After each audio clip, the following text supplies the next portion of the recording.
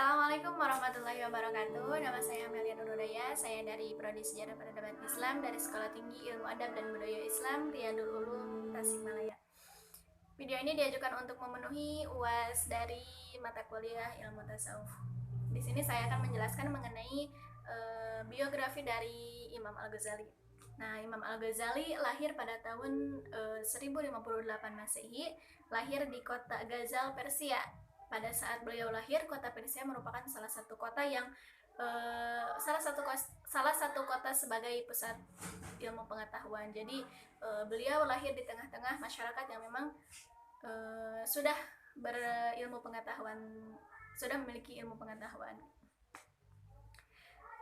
Nama asli beliau adalah, nama lengkapnya Muhammad bin Muhammad Al-Ghazali. Gitu. Jadi dengan nama panggilan Imam Al-Ghazali. Nah, sejak kecil beliau sudah mulai berguru, sudah mulai mempelajari mengenai ilmu agama gitu. Sampai akhirnya beliau ketika beranjak dewasa beliau mendalami ilmu kalam. Jadi sebelum beliau terjun ke dalam ilmu tasawuf, Imam Al-Ghazali ini lebih dulu terjun ke dalam ilmu kalam.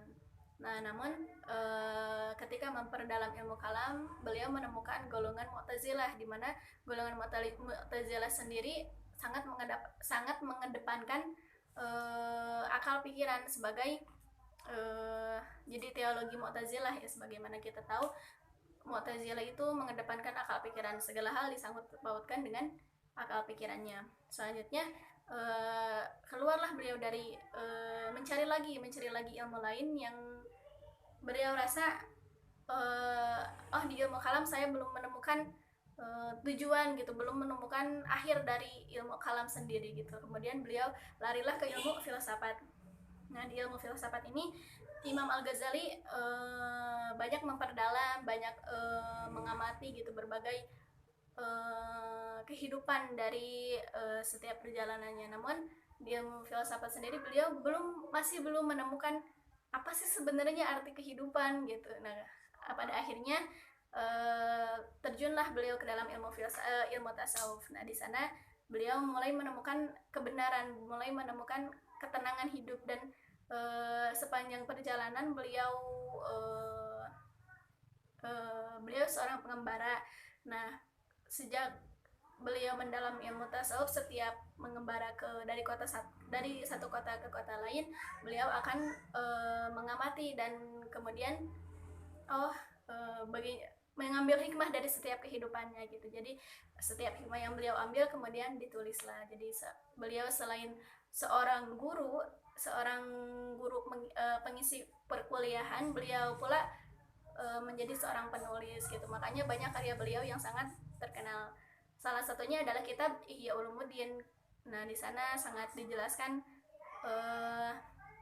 sebenarnya seseorang akan sampai terhadap hikmah dari setiap hidup itu ya dari melalui tasawuf itu sendiri.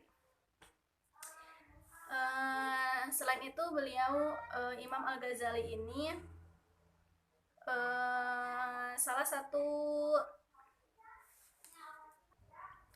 Imam Al-Ghazali pula seseorang yang punya andil dalam berdirinya Ahlus Sunnah wal Jamaah.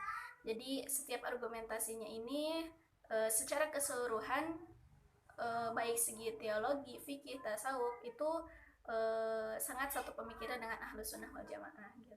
Argumentasinya yang bersifat tradisionalis terlihat sangat condong membela membela Imam Al-Asy'ari, yang bisa kita saksikan dengan sangat jelas dalam Ihya Ulumuddin gitu. Jadi bagaimana dalam Ihya Ulumuddin itu sangat sesuai dengan ajaran Ahlus Sunnah wal Jamaah.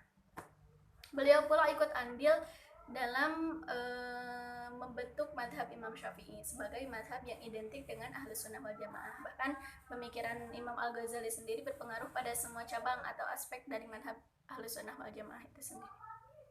Akhir kehidupan Imam Al-Ghazali tutup usia pada tahun 1111 Masehi di Persia, masih di kota kelahirannya, masih di negara kelahirannya, namun bukan di kota kelahirannya. Beliau lahir di kota Ghazal,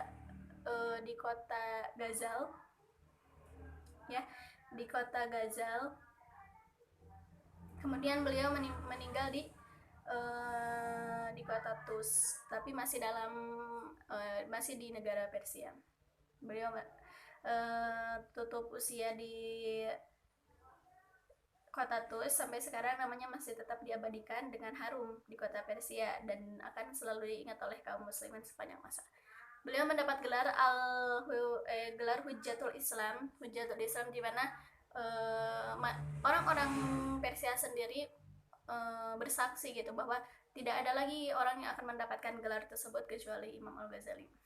Sekian video yang dapat saya sampaikan, mudah-mudahan bermanfaat. Syukran. Assalamualaikum warahmatullahi wabarakatuh.